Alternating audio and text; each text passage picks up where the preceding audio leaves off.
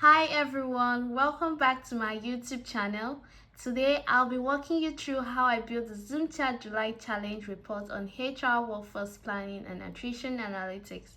For this challenge, the ZoomCharts team asked us to create an interactive Power BI report that helps HR and business leaders understand workforce growth, attrition trends, headcount planning, and employee retention risk. We were provided with a dataset and tasked with designing a clear decision-ready HR analytics dashboard that allows stakeholders to compare current workforce levels against planned targets, identify attrition patterns, and highlight people-related risks that may impact future workforce planning.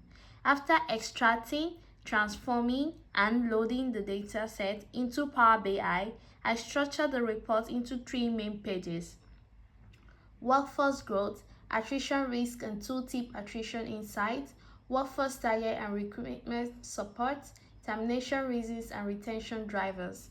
On the first page, using the line and clustered column chart, I explored workforce growth by answering the question, how has headcount and FTE changed over time? In the first month, we recorded 952 headcount and 921.20 FTE, giving us a clear baseline for workforce movement. Next, with the drill down combo bar pro, I analyzed departmental attrition. The sales department stood out with the highest attrition rate at 0.42, making it a key area for HR attention. Moving to the second page, I used the drill down combo pro again to compare actual workforce levels against planned headcounts and salary targets. For example, in the customer success department, the actual salary is 237 million, the target salary is 3 billion, resulting in a salary variance of -2 billion. This clearly shows the department is underspending relative to its planned budget. Finally, on the third page, I examined termination reasons and compared voluntary versus involuntary exits. For voluntary exits, the breakdown shows managers fit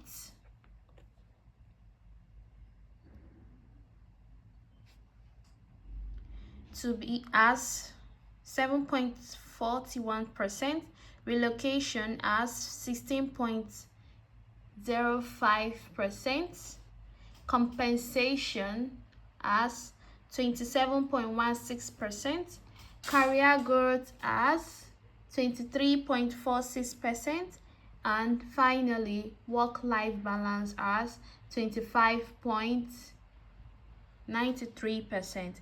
These insights help HR teams understand what drives employees to leave and where retention strategies should be strengthened.